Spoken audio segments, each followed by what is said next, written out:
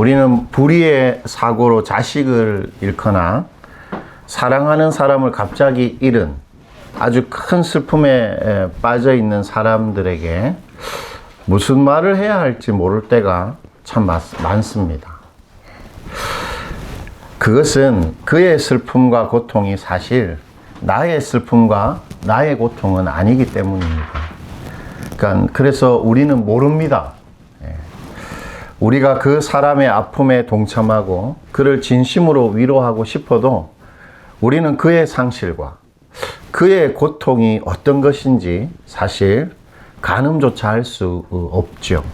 왜냐하면 그가 잃어버린 소중한 그것이 나의 소중한 것은 아니기 때문입니다. 이렇듯 우리가 정말 소중하고 우리가 정말 사랑했던 것을 우리가 갑자기 잃어버렸을 때에 그 슬픔과 고통은 나 외에는 그 누구도 알 수 없는 나만의 아픔입니다. 사실 나의 배우자도 나의 어떤 고통을 같이 나누기가 어떤 면에서 쉽지 않죠. 리타 모렌의 제발이라는 시가 그것을 이렇게 잘 표현해주고 있는데요. 이 리타 모렌은 30살이 넘은 딸을 갑작스러운 병마로 잃게 됩니다.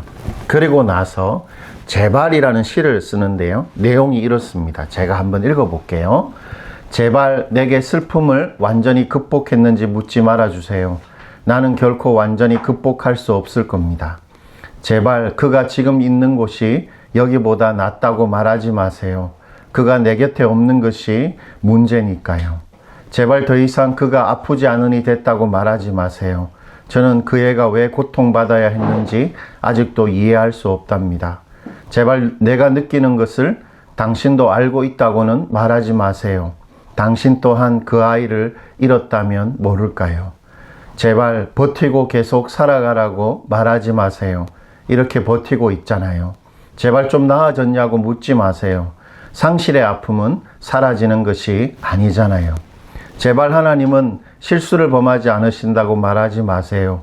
그분이 일부러 이렇게 하셨다는 뜻인가요? 제발 적어도 그와 함께 34년을 살지 않았느냐고 위로하지 마세요. 당신은 당신의 아이가 몇 살에 죽어야 한다고 생각하시는 건가요? 제발 하나님이 우리에게 견딜 만큼의 고통만 내린다고 말하지 마세요. 인내력의 정도를 누가 결정하나요? 제발 당신의 마음이 아프다고만 말해주세요. 제발 그 아이를 기억하고 있다고만 말해주세요. 제발 내가 말하고 싶을 때 그 말을 들어주세요. 그리고 제발 내가 울어야 한다면 울도록 내버려 두세요. 등반 사고로 20대의 아들을 갑자기 잃은 한 아버지도 그 슬픔과 고통을 이렇게 고백하는데요. 이것도 한번 제가 읽어볼게요. 도대체 자식의 죽음은 무엇 때문에 이토록 슬픈 것인가?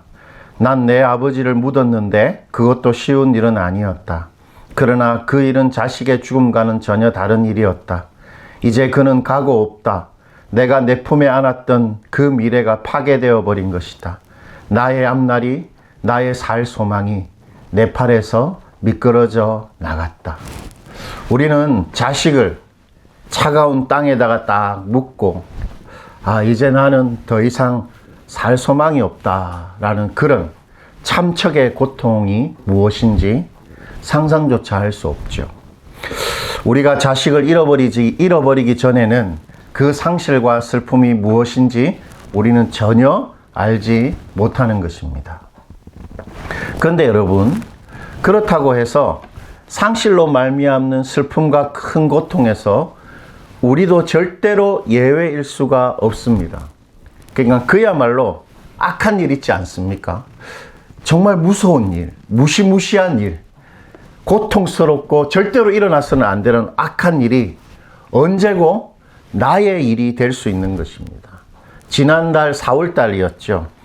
이 바다 구경을 갔다가 돌아오던 경주의 모 교회 권사님 네 분이 이 급발진 사고로 보여집니다. 이 브레이크가 전혀 말을 듣지 않고 차가 갑자기 경음을 내면서 시속 180 이상을 갑자기 달리기 시작했습니다. 조금 전까지 그 블랙박스에 보면 먹은 밥이 되게 맛났다고 말하면서 웃던 이분들은 갑자기 차가 빨라지니까 야 와이라노 와이라노 야야야야 이 외마디와 함께 반대측 차로의 가드레일을 들어받고는 5m 아래로 추락했습니다. 그래서 차가 어떻게 됐겠습니까? 종이짝처럼 완전히 찌그러져서 네 분이 그 자리에서 전부 다 사망하셨습니다. 그렇게 60년 이상을 신앙을 가지고 예수 믿는 자들로 살았던 이분들이 숨을 거두시는 데는 채 2분도 걸리지 않았습니다. 저는 그 죽음의 순간이 담긴 생생한 영상, 그 동영상을 보면서 이런 생각이 들었어요. 내가 목사라고 나도 저렇게 되지 않을 이유가 없겠다. 저는 마음속에 이런 마음이 솔직히 있거든요.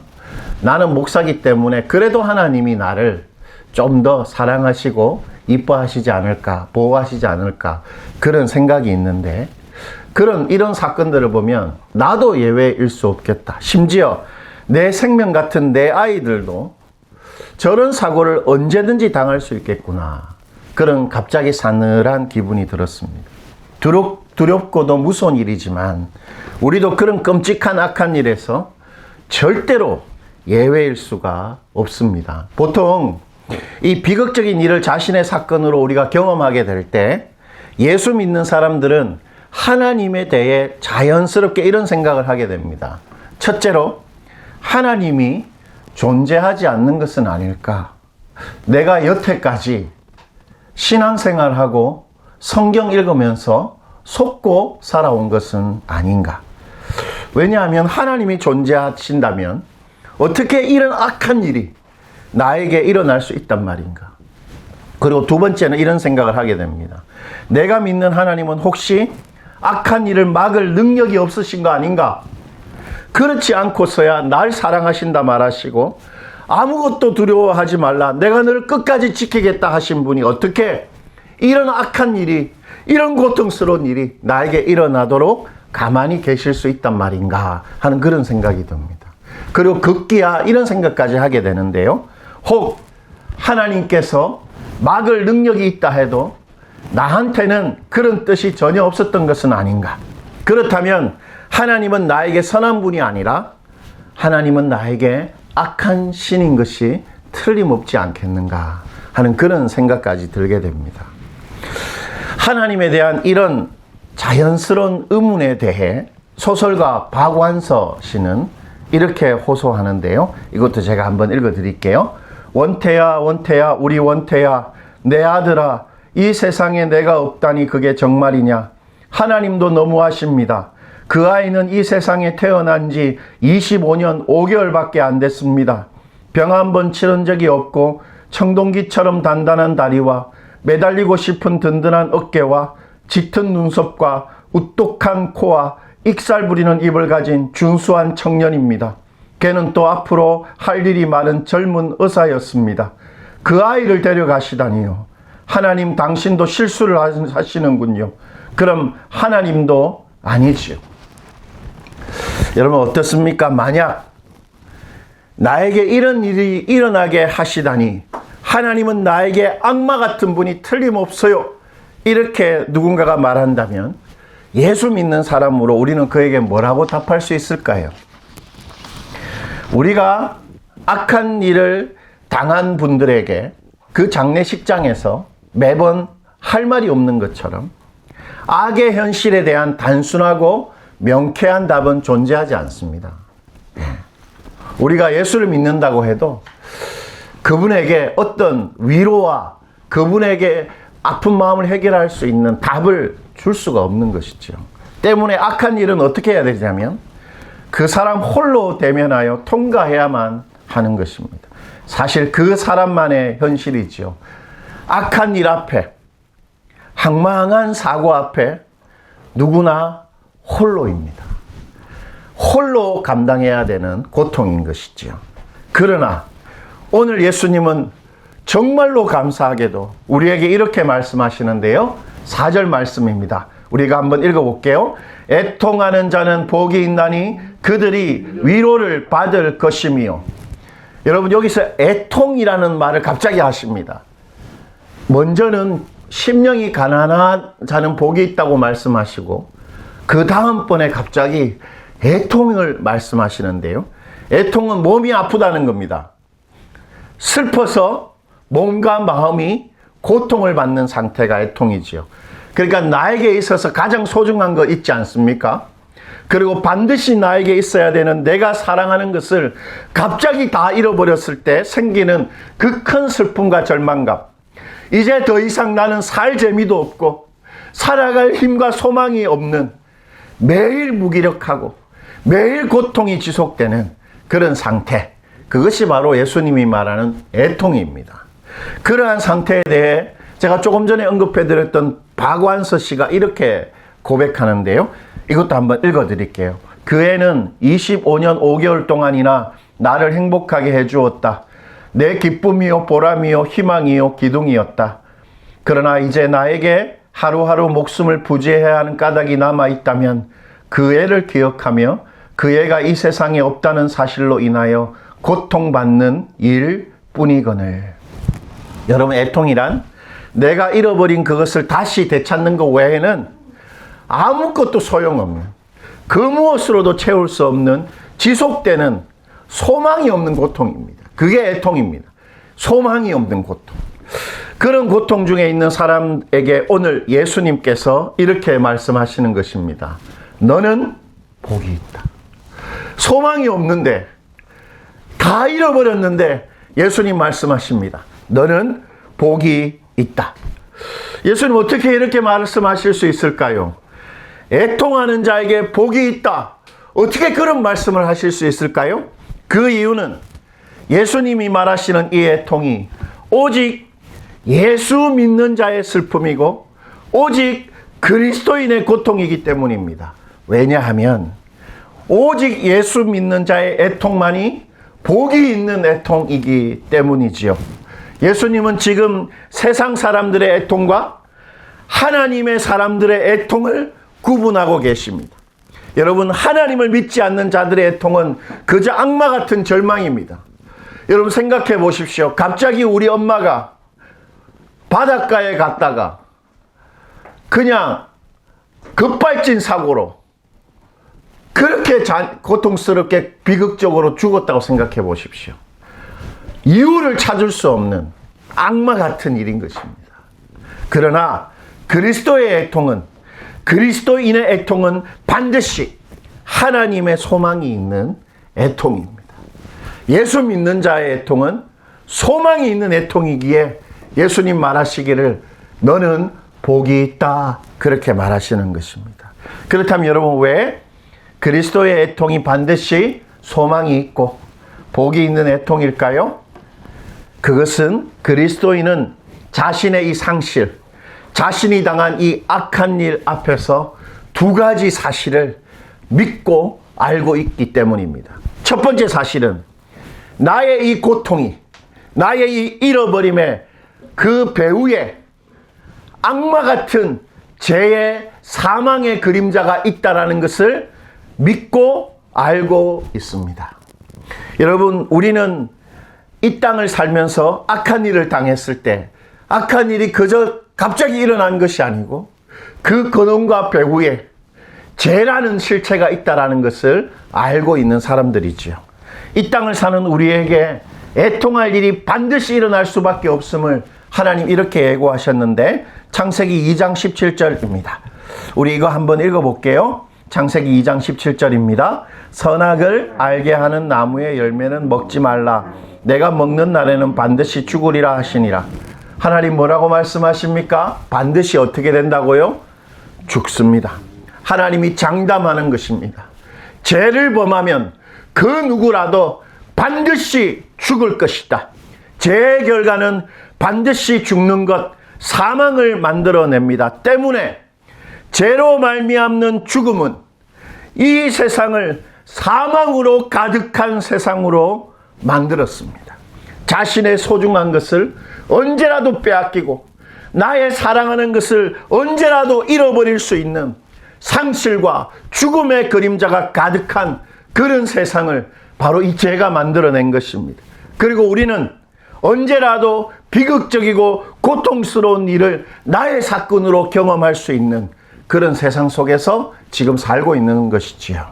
즉, 이 세상에 일어나는 모든 애통할 일, 우리가 경험하게 되는 그 소중한 것의 빼앗김, 그것은 전부 죄로 인해 이 세상에 생겨나는 사망의 결과들입니다. 예수 믿는 자들은 그것을 믿고 그것을 알고 있습니다. 그리고 두 번째, 그리스도인은 자신의 애통의 근원인 죄의 죽음의 권세를 예수님께서 이미 십자가 위에서 이기셨음을 믿고 확신합니다. 그리스도인은 자신이 죄로 인한 죽음의 그림자가 드러워진 세상에 살고 있지만 그 죄의 사망의 권세를 이미 2000년 전에 예수님께서 이기셨음을 믿고 확신하고 있습니다. 자신의 아들을 잃은 한 신학자는 그것에 대해 이렇게 표현했는데요. 이것도 한번 읽어볼게요. 죽음은 무섭고 악마적인 것이다. 만일 당신이 죽음의 그러한 실체를 모른다면 당신은 내 슬픔의 자리에 결코 나와 함께 앉아 있을 수 없다. 죽음은 맨 나중에 멸망받을 하나님의 원수이다. 하나님은 참으로 죽음을 혐오하신다. 우리가 이길 수 없는 고통스러운 일들의 그 강력한 가공할 만한 힘, 제가 만들어내는 누구도 위로할 수 없는 그 애통의 근원을 예수님이 십자가 위에서 부활하심으로 이기고 제압하셨다는 것입니다. 우리가 이길 수 없는 우리 인생의 실패, 우리가 절대로 지켜낼 수 없는 우리 인생의 상실을 예수가 이미 이기고 해결하셨다는 것입니다. 그리스도인은 그것을 믿고 또한 아는 것입니다. 때문에 팔복의 사람들의 애통이란 이렇게 하는 것입니다. 나에게 반드시 있어야 할 것을 빼앗기고 내가 상실했을 때 하나님의 손을 잡고 우는 것입니다. 나의 이 슬픔, 나의 이 고통이 사망의 결과임을 내가 딱 믿고 오직 그 사망은 하나님만 이기고 해결할 수 있음을 알고 그 하나님 손 붙들고 몽도와 애통하는 것입니다. 그게 예수님이 말하는 애통입니다. 그러므로 예수님이 말하는 애통은 오직 그리스도인들만 할 수 있는 눈물이고 목 놓아 우는 것이지요. 내가 잃어버린 나의 시간, 나의 젊음, 나의 건강, 꼭 이루고 싶었는데 이루지 못한 것에 대한 좌절, 나의 과거와의 단절, 내가 과거 때 그렇게 잘 됐었는데 지금은 내가 실패한 것 같은 그 단절, 그리고 사람들의 외면과 어쩔 수 없었던 나의 관계의 파괴들, 사랑하는 사람들의 갑작스러운 죽음, 내 몸에 생기는 원치 않는 병, 그런 상실을 하나님 앞에다 딱 두고 목 놓아 울고 울부짖고 분노하고 아파하고 애통하는 것, 그것이 예수님이 말하는 복 있는 애통입니다. 하나님 앞에 우는 것이지요. 그래서 예수님이 복이 있는 애통은 그것이 무슨 상실, 무슨 고통이라도 반드시 위로받는다, 그렇게 약속합니다. 세상 사람들의 애통은 위로받기가 거의 불가능한 것이지, 그러나 그리스도인의 애통은 반드시 하나님의 위로가 있다, 그렇게 약속하고 있는 것입니다. 왜냐하면 우리의 애통을 하나님이 절대로 헛되게 하지 않기 때문인데요. 시편 56편 8절, 우리 이것도 한번 읽어보죠. 정말 귀중한 구절인데 우리 한번 읽어봅시다. 나의 유리함을 주께서 계수하셨사오니 나의 눈물을 주의 병에 담으소서. 이것이 주의 책에 기록되지 아니하였나이까. 여러분, 나의 눈물을 하나님께서 어떻게 하십니까? 당신의 병에 어떻게 하죠? 담으십니다. 그리고 나의 눈물 흘린 것을 당신의 노트에다가 어떻게 하시죠? 기록하십니다. 무슨 말입니까?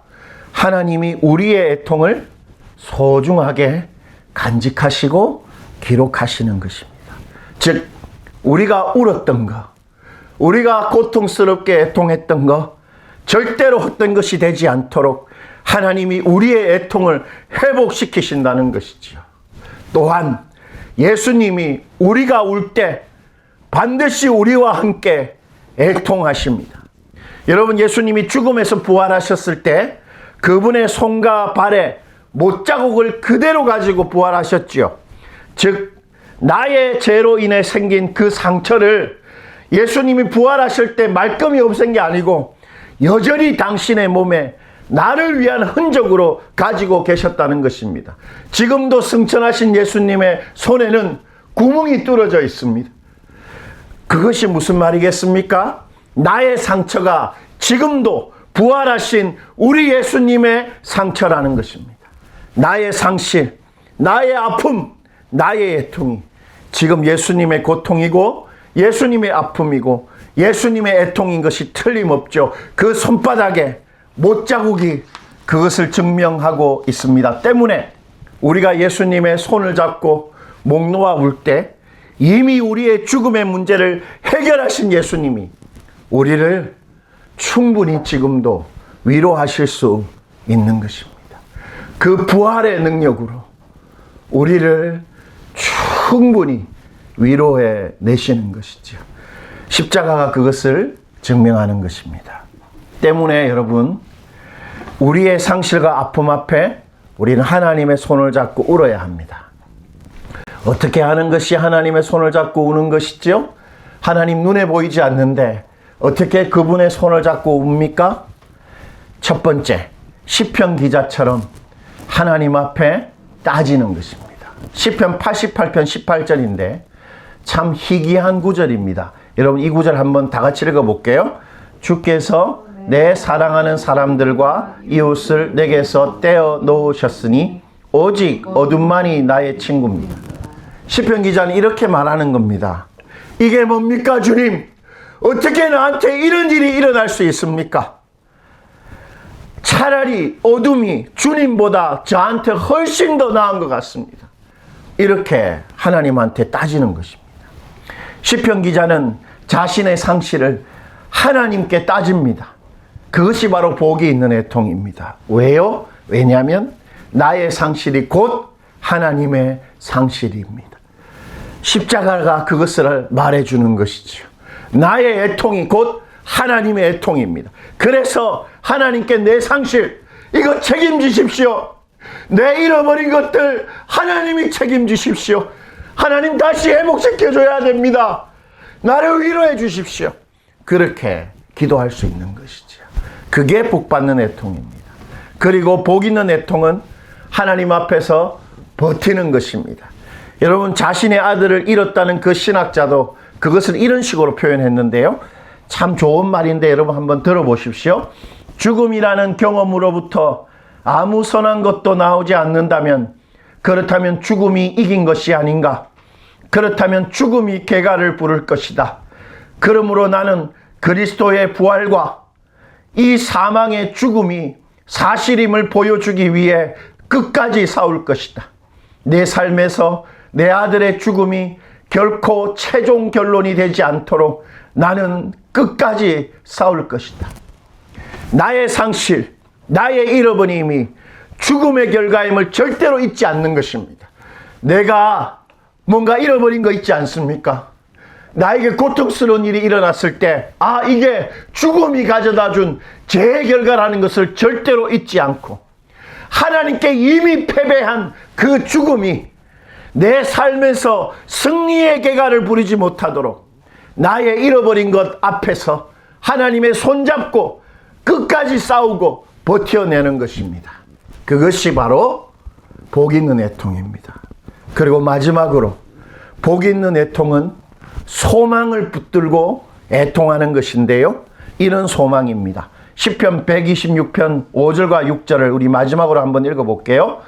눈물을 흘리며 씨를 뿌리는 자는 기쁨으로 거두리로다. 울며 씨를 뿌리러 나가는 자는 반드시 기쁨으로 그 곡식단을 가지고 돌아오리로다. 여러분, 성경에서 뭔가 똑같은 말을 반복한다는 것은 그것이 정말 사실이고 진리이기 때문입니다. 애통의 결과는 뭡니까? 기쁨으로 거두는 것입니다. 기쁨으로 돌아오는 것입니다. 애통하면 반드시 기뻐할 수 있습니다. 그 상실이 깊고 끝날 것 같지 않더라도 하나님 손잡고 하나님 앞에서 우는 자는 반드시 하나님과 함께 그분의 손을 잡고 기쁨의 춤을 추게 되는 것입니다. 하나님이 반드시 기쁨으로 돌아올 것이다 약속하고 있습니다. 나의 죽음을 대신 죽으신 예수님, 그때 살려내셨듯이 지금도 나의 죽음 같은 일에서 나를 반드시 하나님 살려내실 수 있는 것이지요. 그거 믿고 어떤 아픔과 슬픔 앞에서도 하나님 손 붙드는 것입니다. 그리고 우는 것입니다. 그리하면 하나님 반드시 나의 슬픔이 변하여 기쁨의 춤이 되게 하실 것이다. 그렇게 약속하십니다. 말씀을 맺겠습니다. 우리는 모두 앞으로 계속 상실을 경험할 것입니다. 제가 무릎이 아파서 병원을 가니까 50대는 잘 걸리지 않는데 퇴행성 관절염 3기라고 그럽니다. 3기면 이제 연골이 거의 3분의 1 정도 남은 셈이죠. 예.